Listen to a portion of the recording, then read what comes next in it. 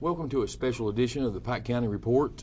Sitting here with me, as always, is Judge Wayne T. Rutherford. Also is Linda Bevins, Customer Service Representative from the Pikeville District. And Judge, the winter months are upon us, and we'd actually started discussing doing a show like this long before the recent unseasonable storm came along. And it's something that I think you'll agree affects everyone that pays a power bill. I mean, regardless of income or anything, is how to save money on energy costs. And one thing about it, Brandon, our utility companies, they have a lot of tips that our people, and the purpose of a public television station is, one is education. And to educate our people, and that's the purpose of that's. I went back and looked at when we even got the idea of a public television station, and one of the things that we listed was to educate the citizens of the county. And today, people need to listen to this program because it can save you money. We're going to talk about programs from utilities and programs from a government agency that could save you money on your utility bill. And I know the utility bills is hard to meet certain times of year, and we're not immune than any other area in the country. Kentucky is better off than most states. We are a coal-producing state, and our utility bills, I think we're third in the country in the lower rates of utilities. But American Electric Power and Kentucky Power is what we're going to talk about first, and we're certainly glad to have Linda Bevins with us, a Johns Creek girl from here in Pike County. But we're going to be talking today, Linda, to about 40,000 people in Central Appalachia, not only here but in West Virginia and in other counties of eastern Kentucky. So what you'll be talking about will affect everybody that we're talking to, not only the people here in Pike County that we certainly want to give them just a glimpse of your budget programs that the Kentucky Power Company has, and then go into the given program information, and then go into just tips that you all have that can help people save. And you all have great programs. But Linda, tell us a little bit about yourself and how long you've been with Kentucky Power Company, and it is a great company. It is a great company. I graduated from school with three of my best friends, and you worked with them for many years there. The late Everett Justice being one of them, and Dean Whitt, and others. And my brother-in-law was the Kentucky president of Kentucky Power for a while, David Lane. We've got a lot of good people. And his wife Joan, that's where they met. He came from the University of West Virginia over at Parkersburg, and him and Emil Mayer. They came together. They graduated together, and they came to the Kentucky Power Company stationed at Pikeville, Kentucky. And believe it or not, both of them met their future wives here, got married, and the relationship has been great with this community of Kentucky Power Company. And we certainly happy that you're here today representing Kentucky Power. You are the customer service representative. Right, I'm the customer service representative for Kentucky Power for the Pikeville District. I've been working for Kentucky Power for about 20 years now. And you were talking about our customers that we have not only here in the Pikeville area but in all of Kentucky. We have several different programs that we can work with our customers on as far as paying their bills go. You had mentioned our budget program. The way that our budget program is set up, we take the average 12-month usage of a customer and set their bills up to pay the same amount each month. Now that helps the customer in order to be able to budget, especially if they're on a fixed income. Correct. It helps them to be able to know what their bills are going to be. Now we do have another program also, and it's called the AMP program. And this program is the average monthly payment that we can set a customer up on. And the way that that's set up, Judge, is we take their average monthly bill each month and set their payment up to be their average monthly bill. Now, each month their payment amount will change, but this keeps them from having a settlement month at the end, and that way they don't have a balance at the end that they'll end up having to pay and not realize how much it's going to be. Now, do you all have a program that assists people that can't pay their bill? Would you tell us about that program or programs that you have that assist We do. people? We have some programs, and those are taken care of through Community Action. That's called the Light Heat Program. And I think the gentleman that's coming up on the next segment, he's going to give you all the details on that program.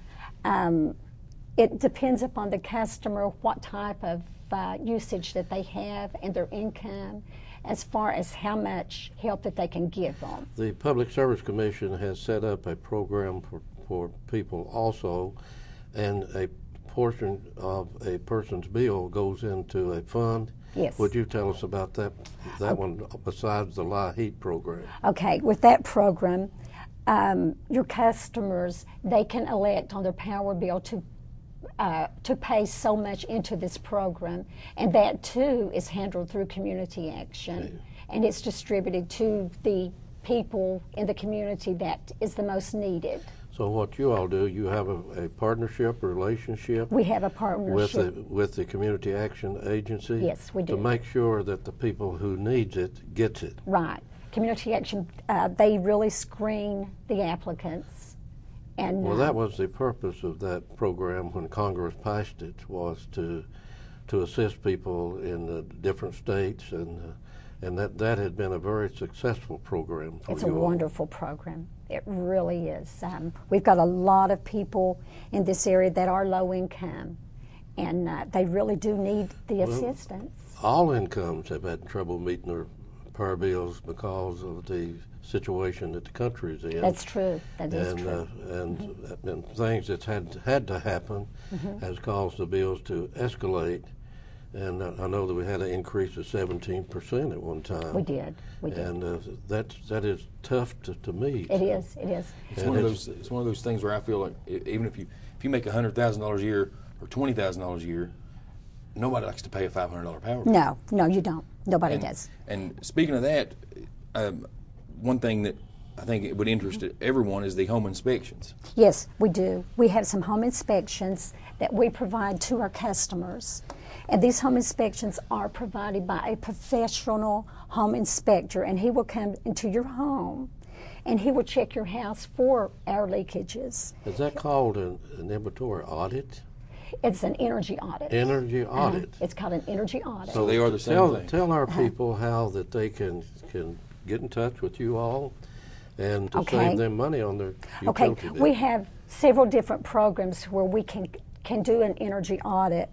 One of these audits is handled through a company we call Honeywell International, and we partnership with this company. And their employees, they'll come into your home and they will audit your usage. They will check your house for air leakages. They'll give you an audit book, a usage book, so that you can go back and see what you are doing. They'll make suggestions for you. They'll wrap your heat pumps, or your hot water heaters with insulation. They'll wrap your piping from your hot water heaters.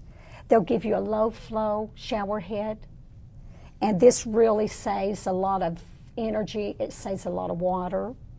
They'll do weather stripping, caulking, door sweeping. They'll do duct sealing. And in addition, they'll give you 4 CFL fluorescent light bulbs. How does your customers assess this program? What steps do they do? Okay, you can call the 1-800 number. It's 1-800-572-1113. Or you can check our internet website. You can go in on KentuckyPower.com/save.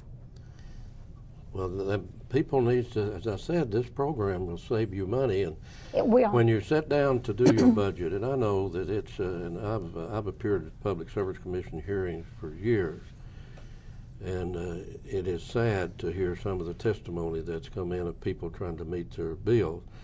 And here we have a company who's trying to be understanding and putting in programs that the Public Service Commission has approved to help the people. And they need to know about these programs. They need to take advantage of these programs. And that's the purpose of us sitting here today. And I know she just said wrap the hot water heater. Remember what you said before we went on the air? I didn't realize that water You was so... said that water affects your utility bill so It much. certainly does. It does. So that's a part of it. That's a great savings if even you can wrap your hot water tank. And the low flow shower head. Low flow Yes, shower head. that's true. You know, And then you got your new energy saving in your bathroom, your commode, right. your amount of water that you use. It goes all back to your utility bill. It does. Of It does. all of it. And there's your so faucets. many things that you can do to save. You know, just with the water, what you were mentioning. Another thing that a lot of people really doesn't think about is when you're washing clothes. Wash your clothes on a cool cycle instead of using hot water. Sure. Yeah. And I've done a little bit of research recently trying to get ready for this program. Yes, you- And I found that in the duct system nationally in the United States, 15 to 25% of the escalation of people's bills, if they were getting a bill for $200 and then they get a bill for $500, nationwide, 15%, 25% of that escalation in that bill was from the ductwork. Yes. From Yes. the ductwork, where Loose- you have a possum, a dog, or a cat, or something that gets under your trailer or your house, and tears it loose, Right. and then all of the heat or air going underneath the house, and you have to pay the bill when you get the bill. So your ductwork certainly needs to be checked. It certainly does. And I think that, and we're going to get to these tips we can give you on your appliances and everything, but it's coming up, and we're going to talk about the Christmas lights because we're getting ready for Christmas too. But That's true. I think, Brandon, you mentioned the smartphones. I know you was intrigued.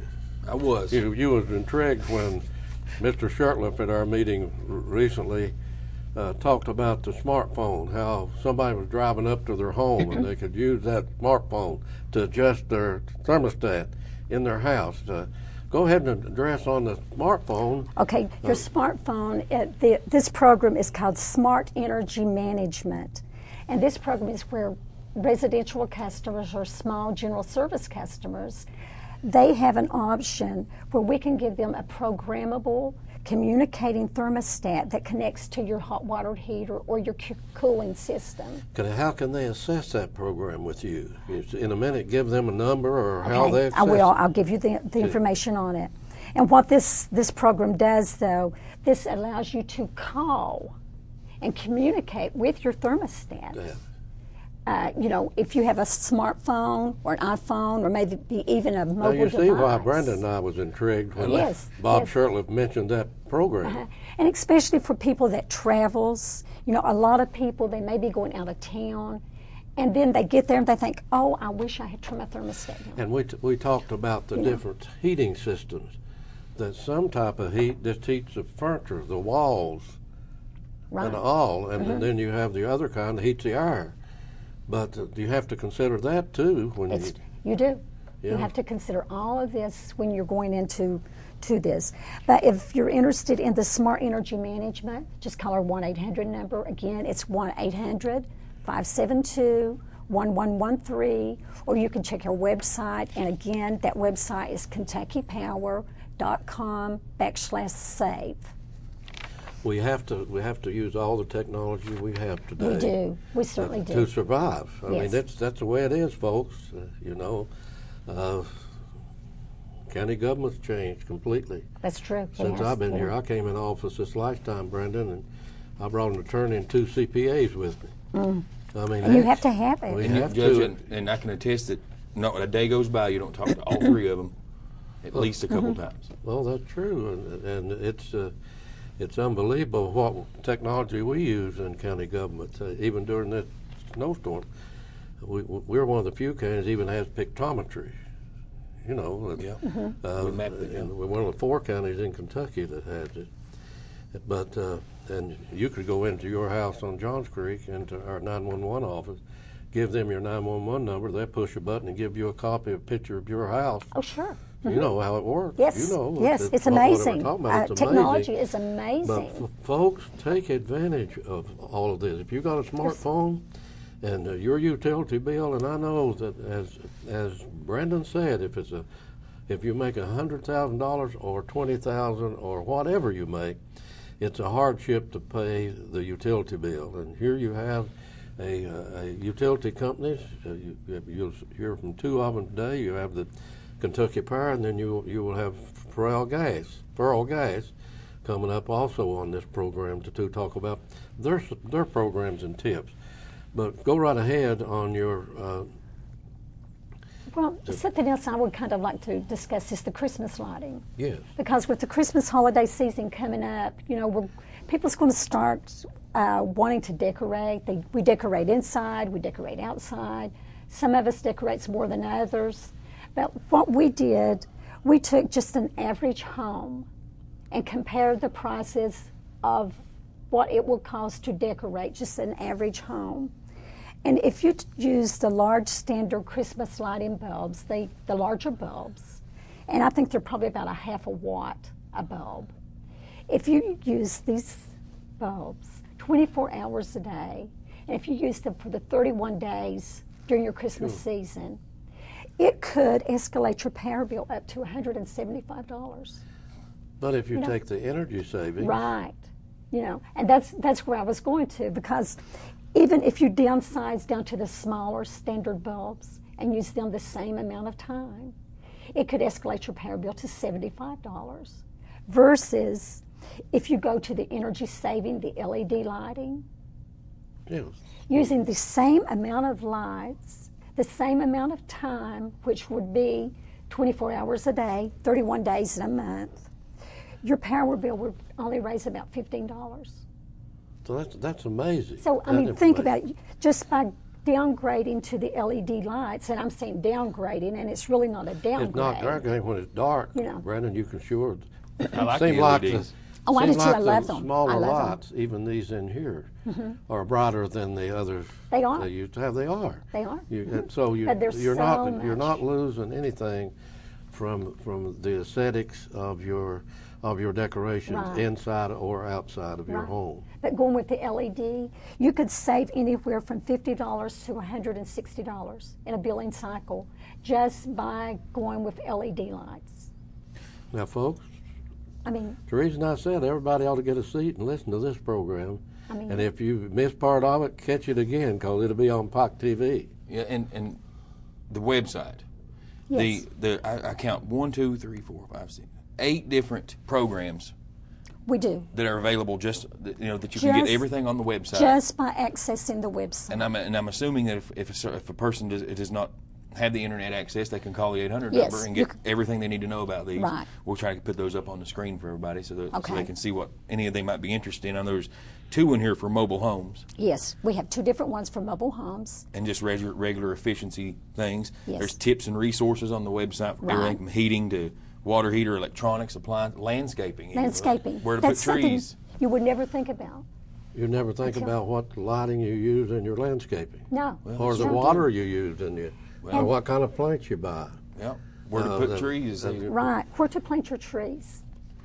Plant your larger Or where trees. you locate your trees. Right. And then also on the website is a rundown of just 10 no or low cost saving tips. Yes. Which we I do. found Talk very about the curtains or blinds on a certain area of your house that you can close and also saves money. That will. When on the south side of your house, that is usually your hottest area of your house. If you close your blinds, especially in the summertime, Summertime. that will keep the heat from coming inside. Same thing with the wintertime. If you close your blinds and have heavy blinds, that will keep your heat inside instead of losing it and it going outside. In the summertime, use lighter color. Those are things, Ms. Bevins, that people just don't think about. No. You can go anywhere right now and buy blackout curtains. Sure. The heavy black ones that hang low. And Right. I And have- they're not very expensive. No, and I have them in my bedroom, and I don't know if it's day or night time most of the time. Right. But you don't know, are you north or south? I don't know where I put them, Judge. That's something I'm gonna have to go back and visit. But, we were talking about the plants and landscaping. And where you locate your trees. Right. That makes such a difference. You can plant the tall trees with leaves and branches, especially plant those on the south side of your house that shade your house, and that'll give you shade during the summertime. Versus on the north side of your house, if you plant like dense evergreen trees and shrubs, that'll work as a windbreak, and that kind of shelters your house in the wintertime. Yeah. You know? I'm on the Extension Board, Pike County Extension Board, and I hear that presentation from their staff to their children at school. You all have a program for schools too, don't you? Oh yes, and I am so proud of that program. I guess I'm kind of on my soapbox on this program. This program is it's geared toward our 7th grade students in the area schools. We have 21 schools that participates in this program. And the program, the way that it works, we kind of educate the teachers and we educate the students on energy conservation and how energy is formed. Okay, we give the students CFL light bulbs. We give the teachers teaching information. We give the students games that they can play to educate them more on the energy saving tips.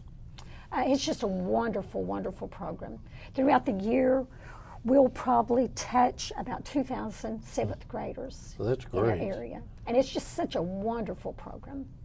And our young people need to know as they grow up, these energy costs seem like they continue to go up year after year, and they're going to face this problem, not only their families at home as they do their budget, but it affects these young people today as their parents sit down to do their budget. Let's talk about the filters and changing of filters and what that does. Okay, if you change your filters, it just helps your heating systems or your cooling systems. It helps them run better. They can breathe. I was talking to a man the other day, and he was talking about his power bill. And he said that when he checked his filter, it was just so dirty. He said it looked like just Mohawk carpet or something. And that was his problem. You know, his furnace couldn't breathe. How often do you all recommend they change the filter? Well, just like on a normal furnace, you probably need to change it about once a month. Once a month. Once a month. Now, it depends upon the type of filters that you use. Now, at my home, we have a filtering system, and we change it every 6 months. But it's a special type of filter. Tell us, the manufacturers of filters, there are different costs to them. There is different costs. But you save more money by paying a little more for a filter. Yeah, I mean, you get pretty well. I mean, just what you pay for, like as a the pair old of saying shoes. goes, you get what you pay for. You get clothes or shoes, what you pay for. Right, right. Same thing would be as a filter. Right, you do. And filters make such a difference. Like I said, with your furnace, you know, your furnace filter works the same way as your filter would in your thing over your stove. Sure. You know, it's filtering the air. Yeah. While we're on the subject of filters, let's move into where what could be our last topic today. Oh, okay. Safety measures people should take. Yes, we do. Because I don't know for a fact because it's never happened to me, but not changing a filter can become a fire hazard, if I'm not mistaken, correct? It can become a fire hazard. It can create a fire. But some of the safety measures that I want to caution everybody out there about is when you're outside, always, always keep a safe distance from the power lines. That's a good time to do it, folks. We have power lines that have been down in this county the last few days. And like Miss Bevins said, if you see a power line out there, stay away from that power line, because my television told me that the first death under Sandy, the Hurricane Sandy, was where a lady, if you noticed that, where a lady walked into a power line and electrocuted. Yeah. And so many people think that because they're laying on the ground that there's no current on them. But there is so many times that down power lines, even they're not insulated, and they do carry enough current that could cause injury or they could kill you. Well, I was told, I was in 3rd grade, and they told us if if you see a down power line, I'll never forget this, consider it live. Right. Sure. Always. Right. Always. Don't take a chance. Same as a gun. Consider it Always loaded. consider a Consider it gun loaded. Well, and another thing with this, this freakish storm we just had, with a lot of the leaves still on the trees, Right. the probability of the branches snapping and hitting the power line were increased because of the weight. Right. And, right. You never know, like, You how don't. you want to prepare for a late October snowstorm. That's right. I mean, So- last year during Halloween we were in shorts. Kids were. Last year was So nice. who expected this? Pat and I was somewhere the day before yesterday, I believe it was, and saw a lady in shorts with a fur coat on. Oh, Yeah, because her dress had to change just like that Right. because of the temperature, Right. and her wardrobe hadn't caught up with the weather yet. that's true. Or You she packed and didn't pack properly. Uh-huh. But let's get the 1-800-572-1113, 1113. KentuckyPower.com/save. Right. There's all information on all their programs, tips and resources, heating, lighting, appliances, landscaping, cooling, water heater, electronics, 10 low-cost safety tips. Right. I read those. Unbelievable how simple some of these are and They're why just you didn't so think of them simple. before. So simple. Yeah. If you're not using an appliance, unplug it. Yeah. That's not hard. I leave my Yeah. laptop plugged up 24 hours a day. Charged. Does it have a screensaver? Yeah. See, your screensaver is using electricity. Well, It's you got a me simple then. thing. I'm Your busted. screensaver, is using electricity. Yeah. And something else that I didn't think about, which I know you're running low on time, but if you are watching a high-density movie, DVD movie or whatever, I have okay, HD TVs. show that on a separate DVD player or either on a Blu-ray machine. Don't use your game console. Really? Yes, Well. because that game console can use as much as 5 times the electricity showing a high-density movie. Even if my PlayStation 3 has a Blu-ray player? Well, if it has a I don't know. I would still use it on a separate. Well, that's something I separate do. machine. I do watch it. Yeah. Everything on my game console because I can. Yeah. And I have another DVD player sitting right there. But I Yeah. don't use it. So use it. And something else to think about too is if you're buying a computer, try to buy equipment that is combined. Like buy a combined printer and a combined scanner or fax machine. Don't have them all these different cords plugged up. And all. Right, because that way you're only using one plug-in. Speaking of buying anything, Judge and I have talked about this before, the Energy Star appliances. Yes, your When Energy if Star. possible. Yes, Get those. always get your Energy Star appliances.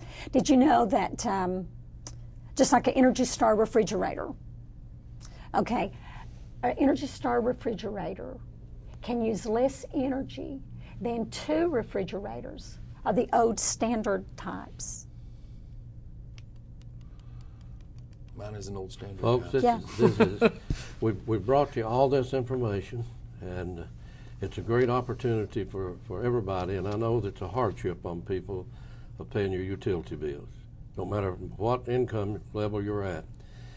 With what the rates are today, and here we have a utility company that's got a lot of great programs that we need to assess, and everybody needs to have this information. And one last thing that you can think about that we haven't talked about today, if you anything at all, tell the people, and we will have your numbers up on the screen so that they will have can access you and get the information. And Brandon, if you know of anything, go ahead, and Brandon, you can close this portion out after she makes her last statement, Ms. Bevins. Okay, I'm sorry, Judge, the only thing that I have to say is Kentucky Power works for you. You are our actual employee or employer. And please call us. Let us help you with these power bills and these energy saving tips. You can call us on 1-800-572-1113 or access the internet at KentuckyPower.com/save. Well, Ms. Bevins, we appreciate you being with us today, and that was and there's really almost too much stuff to sit here and There go over is. because There is. it's just I have a ton of it's just stuff. beyond. And if anybody can get on the website, I think they'll be as amazed as I was to see what was on there. There's a lot of stuff out there. We appreciate you being with us today. Thank you for having me. We'll be right back. To learn more about these programs, call us or visit our website.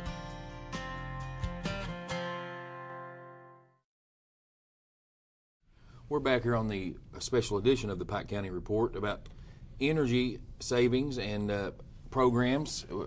Joining us on this segment is Mr. Mike Howell, Executive Director of the Big Sandy Community Action Program, and back with us, of course, is the judge. Give us a little bit of a brief history of community action and Okay. your insight onto, your thought on what community action is supposed to be doing. All righty. First of all, Big Sandy Area Community Action Program was chartered in Kentucky in September of 1965 as a private nonprofit corporation, community action agency. We were part of the original War on Poverty. We have a service area of Pike, Floyd, Martin, McGoffin, and Johnson counties. And our agency is governed by a 30-member board of directors, 6 members from each county. The county judge, Judge Rutherford, is on our board, as well as the judges from our other 4 counties as well.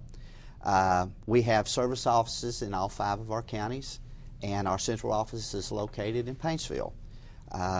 We are one of 23 community action agencies in the state of Kentucky and one of nearly 1,100 nationwide. Every county in Kentucky is covered by a community action agency, and 98% of the counties nationwide are covered by a community action agency. What we do is we provide a variety of programs and services that are geared to assisting low-income families and children. We're involved in a community services block grant programs, Head Start, job training for adults, dislocated workers, youth, in-school youth, out-of-school youth. But what I wanted to talk with you about today is the energy programs that our agency does. We're involved in the Low-Income Home Energy Assistance Program, known as LIHEAP. We're also partnered with American Electric Power on another energy program called HEAP, Home Energy Assistance Program, which I'd like to talk about in a minute. We're also operate a weatherization program, and we also partner with AEP again on AEP customers with the weatherization program. So those are the things that I would like to talk about today. Let me tell you, this is my 6th term in office, and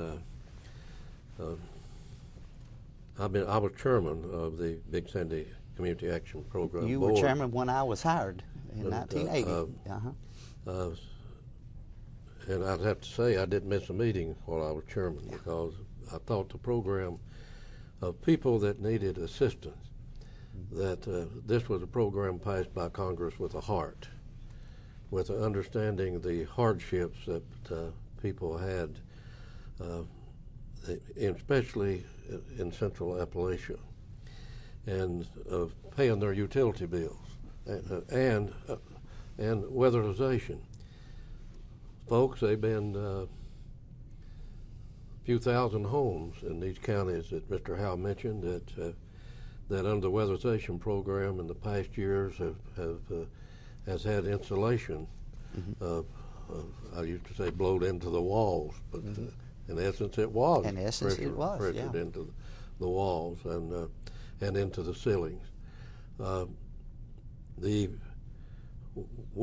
think we in county governments in all the counties, we contribute a percentage each year. In Pike County government, County Courthouse Annex is what we know it as over on the Williamson Road.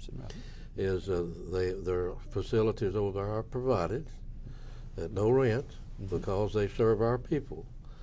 And the utilities, we even pay the utilities for that building. That is part of our contribution for this agency with a heart that looks out for people that do no cause 90% of the time. And always, Brandon, when people talk to me and say, well, oh, that fellow won't work, he won't go out and get a job. But right behind that family he's talking about is children. And God put these children on earth, and they have no say-so. And they're in this situation, and that's who that I feel that we have an obligation to look out for, is these blessed children, and to operate government with a heart. And Mr. Howe, you all have done so much. Your agency has done so much to help the people, and I know that by the relationship that I've had with the Community Action Program, and what a job that you all do. Now, I know that due to the national economy, that cutbacks have happened from Washington, and you all have not been immune from that.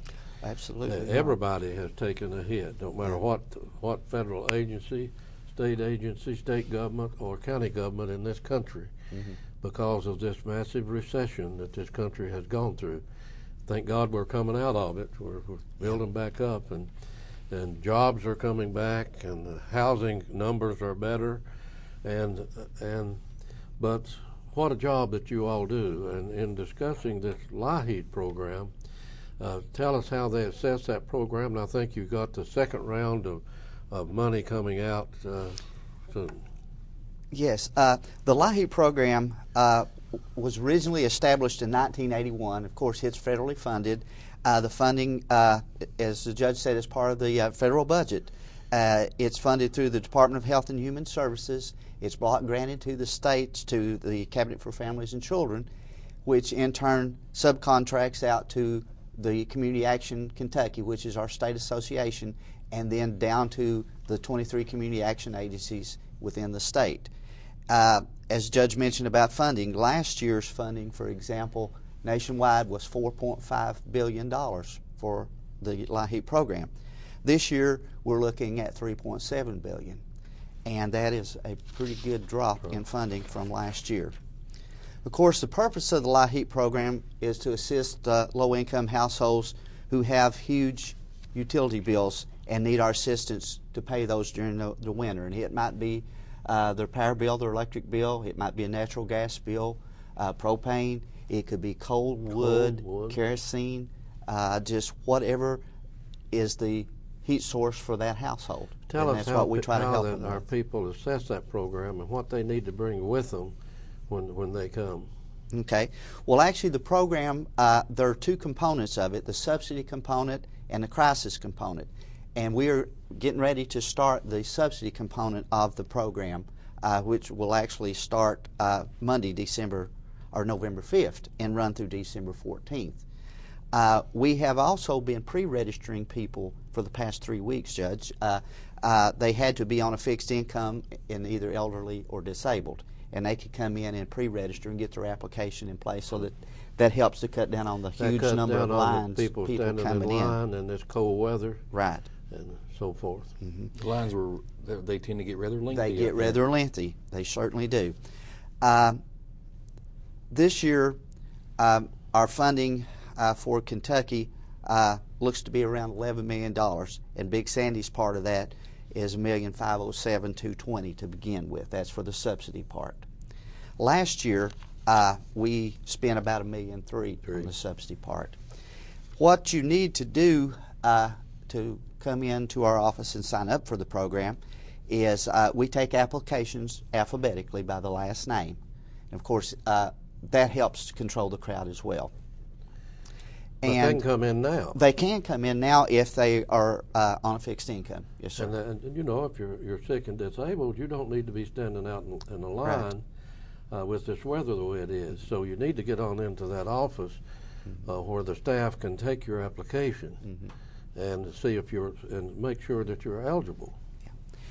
What folks need to bring with them is, of course, we have to have proof of household income for the prior month. So if you applied in October during this pre-registration, you use September's income. If you come in during the month of November, you have to bring October's income. If you come in December, you have to bring November's income. You're talking about a copy of a check? Yeah, a copy of their check. It could be a statement from their employer. Our social services department has already been assisting people in making the copies for them. A lot of people don't know how to get the copies, but our office will assist. Make sure they have it to bring with them if they need it. Carl Napier, the social services director, would be glad for her staff to assist them in doing that. Carol's been very good to refer people to us, and like the judge said, she knows what the requirements are, and she helps people to get everything together to bring to us, and that's certainly a big help to the people and to our folks as well. But in addition to your household income, you have to bring the Social Security numbers for all the household members. Now that's Social Security number for every household member? Every household member, yes. Okay. Your most recent heating bill is helpful so that we can get an account number off of it. If it's for like AEP or a natural gas company, then that we've got an account to pay into. And if they don't have a heating bill and they heat with coal or wood or kerosene or propane, then any metered bill that shows their address, because they have to verify their physical address. So any metered bill would show that address, even a water bill or anything like that, that shows that household address, and then that verifies that. And they bring that into us, and then the amount of benefits they get is based on what their household size and their household income and what their primary heat source is. See, and I think it's interesting that you're going in detail about this, because I think a lot of people, they think it's like if they get there early enough, they stand in line, they get in, then they get assistance. And you know, there's, as you outlined, some very stringent guidelines that have to be met. This is not a first come first serve program. Well, I'm glad you mentioned that. Under the subsidy part, no, it's not a first come first serve. It's anybody who meets the eligibility criteria can get assistance during the subsidy portion of the program. Now, where the first come first serve portion comes in is in January. The second phase of the LIHEAP program is called the crisis portion kicks in, and it will begin January 7th, and it will run through March 31st or until funds are exhausted. And as the judge said, with cuts in federal funding this year, I don't expect the funding to last to March 31st this year. But the crisis portion is a first come first served basis.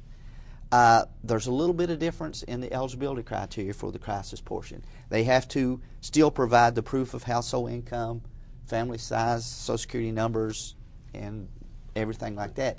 But in addition, to qualify for the crisis portion, then they also have to have, if they heat with natural gas or electric, they have to have a disconnect notice.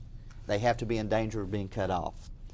Or if they heat with coal, wood, kerosene, or propane, they have to be within 4 days of being out of heat. And they have to, that can be documented by just a statement from them or from the propane company or someone like that. Mr. Hal, our Congressman Hal Rogers certainly understands the importance of this program to the people that he represents in his district, and he's discussed this program with me before, and he certainly has attempted to look out for the people in need in his district in regard to this program. He certainly has, not just the LIHEAP program, but the weatherization program as well. Myself and my counterparts from the other community action agencies in Congressman Rogers' district, we've actually had 2 meetings with him in the past year in his Somerset office, and he wanted updates from us as to what these cuts would do to our customers, our clients in our area.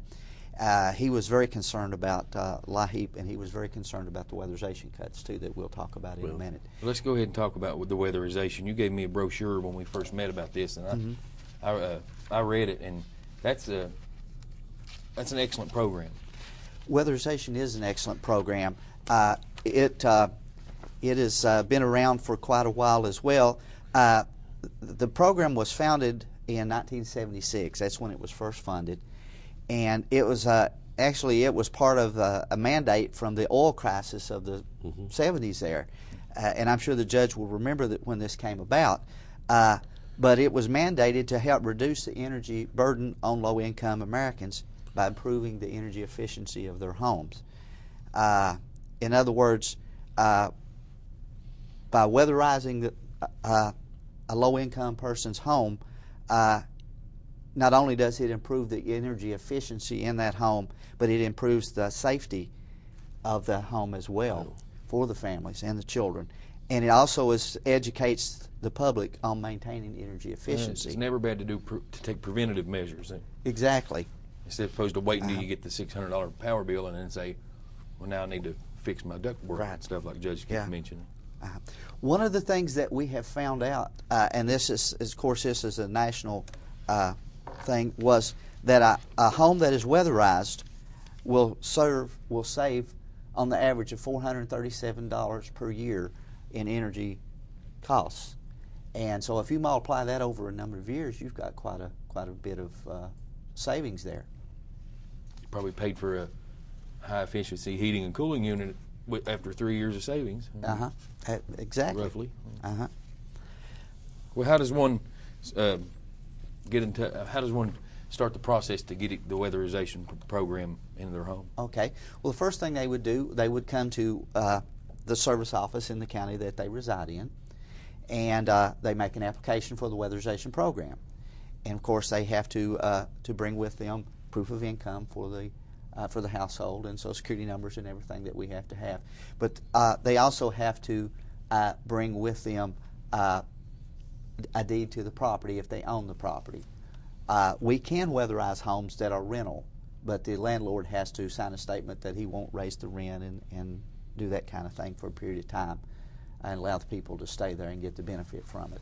You've actually weatherized a house in Pike County, haven't you, Mark? Oh, we've weatherized a lot of homes in Pike County. They just happen to use that picture, Brandon. In the brochure. What we try to do is we try to do stories on our the homes that we weatherize, and the picture in the brochure happened to be a home in Pike County that we had done.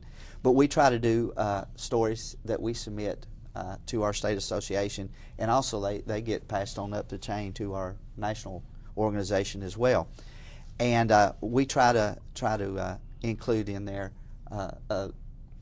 kind of a warm story about the family and what it has done for the family. So we do that. Did you mention how one qualifies and the preferences for this program? Again, they have to meet an income guideline, which is 200% of the poverty, which is a pretty good level, and still be eligible for the program. And you just come in and you make your application. You get on the waiting list, and there is a point system that is used to determine the order in which houses are weatherized.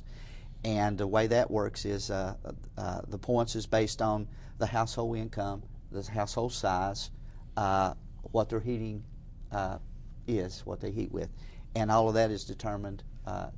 And the applicants who have the most points get served first.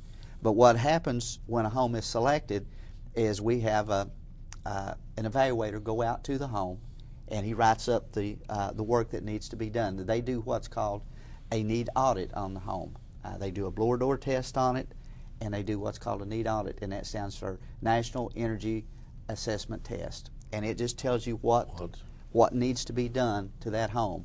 It can show you where air infiltration is coming into the home.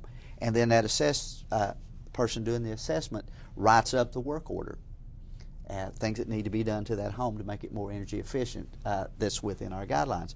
And then it's turned over to a work crew who goes out and uses that work order and performs the work. And then when the work is done, that evaluator goes back and reviews and evaluates the amount of work that's been done and making sure that it's done correctly and everything. It's amazing of your partnership with the utilities, with the Kentucky Power Company, and with Farrell Gas, and with the natural gas companies, that you all partnership with them in an effort to try to help people on energy savings and these programs that Congress has passed and that Congressman Rogers has worked so hard to put in place and keep in place, that was started many years ago, back to the war on poverty. And the need is so great, and we're so concerned about the people that we have an obligation to keep people warm and safe and water, and to see that they have food in this country to eat. And this is America, and what a great place we live. But we should never forget those people who live among us that's got all these needs. and they have people dedicated like you and your staff of carrying out this mandate from Congress that's been in place all these years and provide these services along with the utility companies and working together with the state, the federal, state, and local government, and the nonprofit agencies out here that we all work with. We all work together. We all work together, and to try to help these blessed people who are in need. Mr. Howell, quickly, before we wrap up here on this segment, you mentioned two programs that you partner with AEP: the Demand Site Program and the HEAP, which the Home Energy Assistance Program.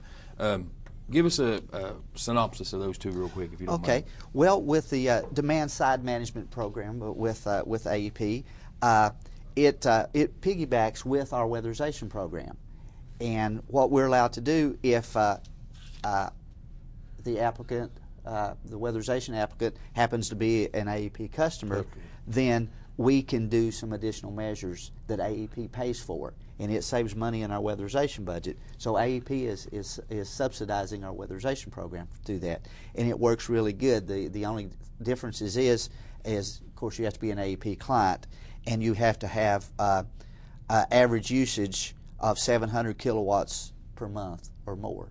And if they do that and they're an AEP client, then we can do some additional measures there and turn that in, and AEP reimburse us for it. For the work. And in regard to the HEAP, it's the same as, it looks like it stands for the same as LIHEAP, but just without the Li. It does. It does. And it's also a partnership with AEP. It is a partnership with AEP, and it is a very good partnership. And what we're allowed to do with that program is people that are AEP customers can come to any of our service offices and make an application. And we try to do this during the time that we're taking LIHEAP applications. The program is primarily geared to those who have huge arrearages on their bills. We see bills come in $500, $600, $700, $800. Oh gosh! Yeah. And when we see one like that, we try to get a HEAP application on them. We take the applications, we forward them on to American Electric Power, and then they make the selection on it. But what the program provides to the customers is 7 months of the year. If you're an all-electric customer, for example, of AEP, you can get $65 per month for the months of January, February, March, April, July, August, and September accredited to your bill. So that's $65 a month for 7 months that AEP will credit towards those arrearages. If you happen to be, if you don't heat with electric, but you have an electric water heater, then they can also qualify for it, and they get $33 a month for those same 7 months credited to their bill. And then that helps to bring their arrearages down on those customers that have a real huge, back bill that they have. And so that is a very good program also that AEP partners with us and asks us to do the applications on, and we're glad to do. The Community Action website will have the numbers for the local offices yes, listed it will. on there. And that's just bsacap.org. Say it again. bsacap.org. And also on their emails for anyone if they have questions or inquiries. I'd be glad to give my email. It's mhowell, it's MHOWELL at bsacap.org. And I'd be glad to accept any emails from anyone, and I'll if I can answer the question, I'll find somebody on staff that can and get an email back out to folks. Well, the purpose of this program, folks, and I said you ought to get a seat and sit down and watch it, because this is an educational, informational program that the purpose of a public television station is to let our people know what's available to them. And here we are in October of 2012 with a winter storm already here, and with winter approaching, and our utility bills are going to escalate. And what an opportunity for us to bring the utilities companies together, along with a governmental agency, and with a federal, state, and county response. Then people can be helped, but they got to know how to assess access these programs. Mr. Howell, we appreciate you being with us, and on behalf of Judge Rutherford, we'd like to remind you that this, if you missed any portion of this show, you can see it on piketv.com 24 hours a day. Other than that, thank you, gentlemen, and thanks for watching this special edition of the Pike County Report.